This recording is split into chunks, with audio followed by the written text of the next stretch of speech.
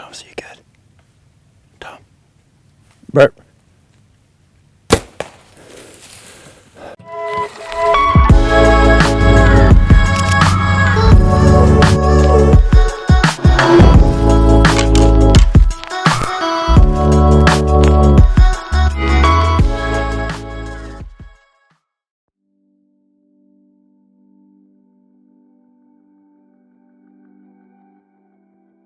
Hey everybody, we are here for another Kansas City breakdown, and this time we're going to be talking about my buck that I killed in November. I guess we should start with, after Tom killed his buck, we took a pretty good break. I mean, with him having a new baby at home, we kind of laid low for a lot of October. It was awesome to take advantage of that one day that I killed my buck, especially having a new baby at home. I was able to relieve the pressure, be home for a little bit. I mean, the middle of October can be kind of just a lull, like everybody says. So we took the pressure off the ground and kind of just let October roll by. So we waited until late October. I think 28th was the first day we went down there, October 28th. We hunted hard. October 28th, 29th, 30th, I think 31st. All those days, and I mean, really, we didn't see a ton of activity. We saw a few decent bucks. We saw one shooter on a piece of public ground actually, and then we had a young buck in our bean field too. So really the action was slower than we thought. I mean, really cold temps, we had some snow, but it was just slow. We took a few days off after that, and then we hunted basically the first 2 weeks of November. Those days were tough. We were hunting really good weather and we were putting in our time, but we just weren't seeing any of our activity. Is really slow. We really didn't have anything. We had couple bucks show up on trail camera towards the end of that trip, like the November 13th, 14th, 15th time frame. But we never laid eyes on a mature buck. No, it was different than what we were normally used to, because in Nebraska we usually expect it in, I mean, November 6th to the 10th to kind of hit that peak. Like, after talking to people that hunted that area for 20 plus years, it was a different rut than they had seen before. It could have been due to like the massive flooding in the area or something along those lines, but they all said that definitely different November. The issue we were coming to was we still needed to work, but we already had burnt a lot of our time in that early November, the first 2 weeks. So we took off a pretty good chunk of days, November 16th, 17th, 18th, and that's when the action started really picking up. We, on our part-time job, we work for a moving company, Firefighters on the Move, shout out. We were on the move. I remember midday, like 11, 12, we had our number one buck and probably the second biggest buck, both daylight, just all day. We planned another trip when it was going to be cold, when we could get a few days off of work, and that was for the 21st and 22nd of November. November 21st, I think there was some fresh snow on the ground, but we hunted that bean field, the same bean field that Tom killed his buck in. It was a little different. We had our number one buck get shot that week when he was doing all that daylight. Before, And so our minds kind of shifted. Like, he was really the one we wanted to go after. We had a few other bucks in the area that are definitely mature that we want to shoot, but I mean, he was a stud, 180 incher and just a great buck. We hunted the bean field that morning. Wasn't that great. And that evening we got in there early. We were kind of, honestly, behind the scenes of it all, we were arguing about where to set up. We hadn't had any really good spots. Our south stands weren't like amazing.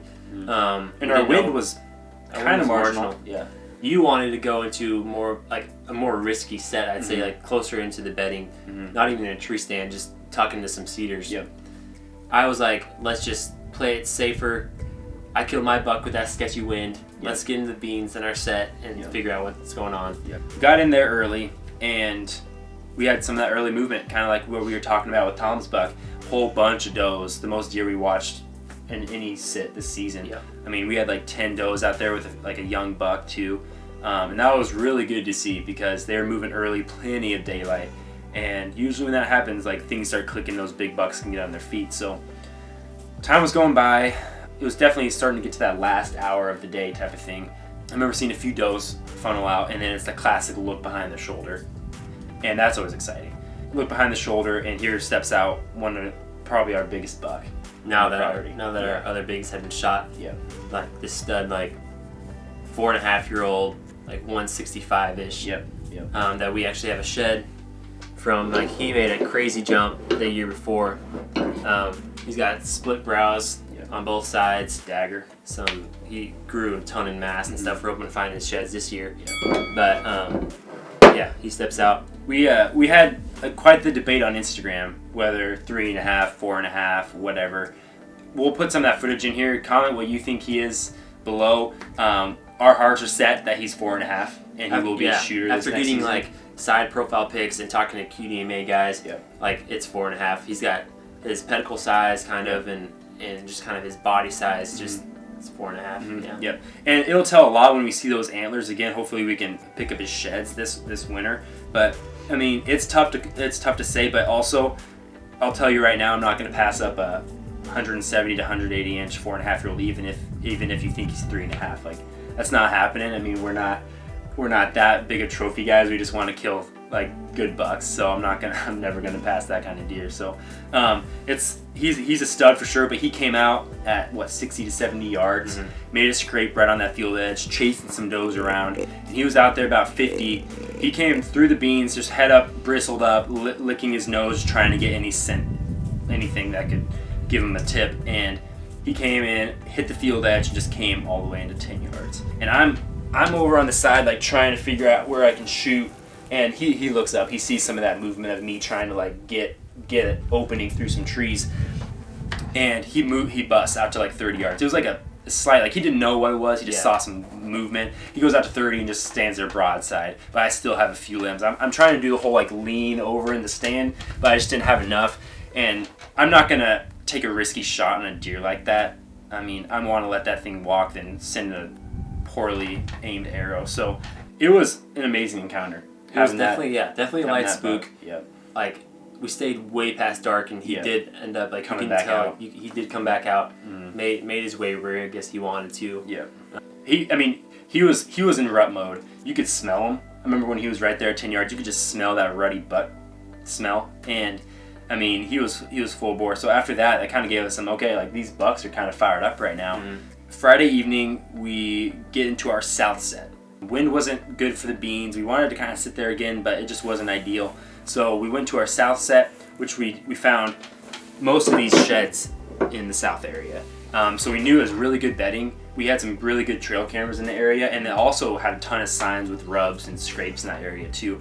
Really, we sat there quite a bit in that early November time with little success, but we just knew that with a little bit of movement and a good cold snap, that would be a good highway for the bucks. So our access in that area is, I think, one of our best access routes.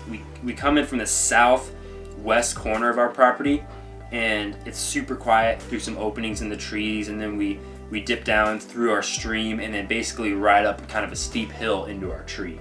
Yeah. So we don't, like, there's no bumping deer. I'm pulling up my bow, I believe, and I hear some trees like snapping to the southeast, and I look up and it's one of our shooters.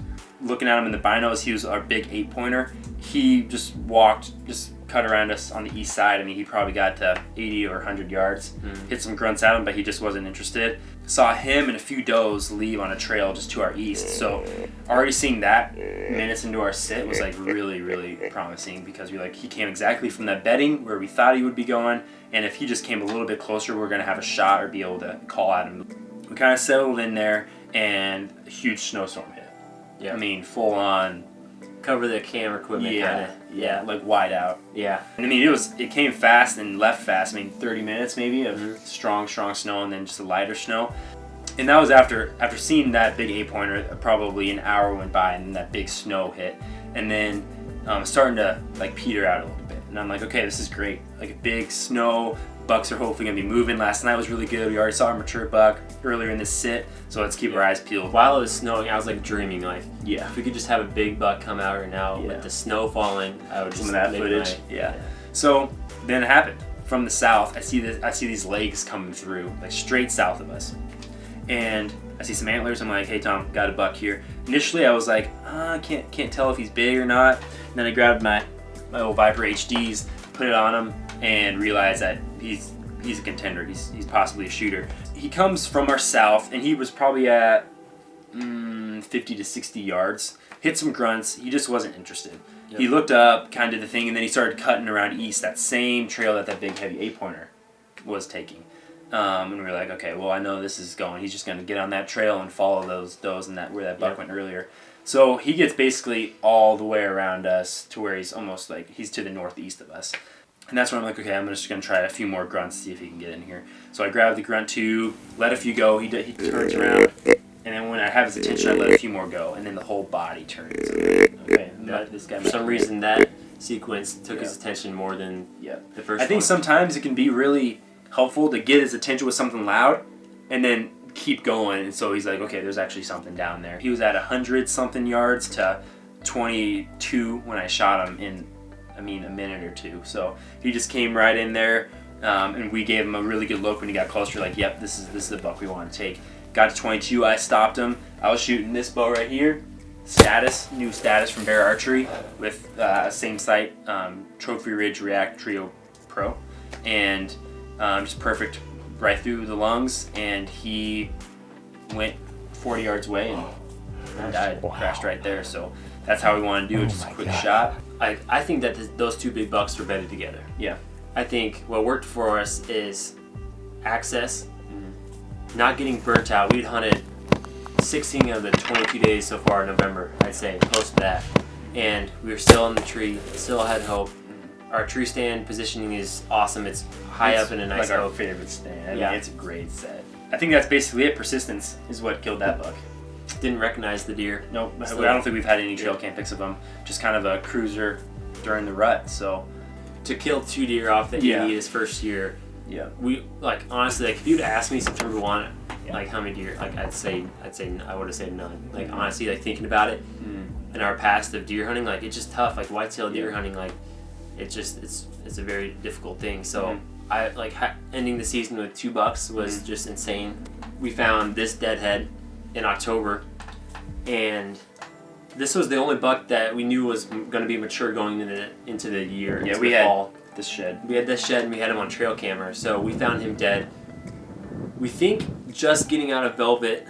He's still pretty rough here, so he didn't rub him down much. You can see These our taxidermists think might have still been velvet covered. That's why it's the darker part. And this one's kind of all busted up. So yeah, I got a salvage tag for him. Took him off the property. Another piece I want to kind of get into is the intro that we filmed. Some people might think that's a random guy drawing our 80, but that's actually our dad. He was an art major the first couple of years in college. Do you want to grab that quick and we can kind of show some unique things about it? So one cool thing that after looking at this, after killing those bucks, is he happened to draw the deer exactly where we killed him. Yeah. And we drew this in July. Yeah, we drew this in July. Yep. So my deer basically in the exact part where I killed my deer in the beans. Yep. And then right where Nate killed his in the south.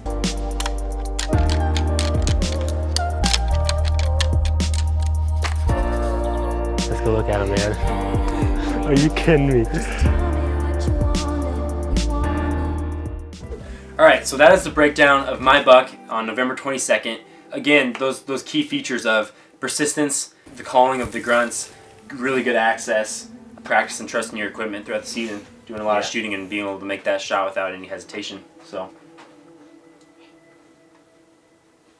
and the dog has arrived. Moose. Well, I guess the vlog's over. Yeah. See you next time.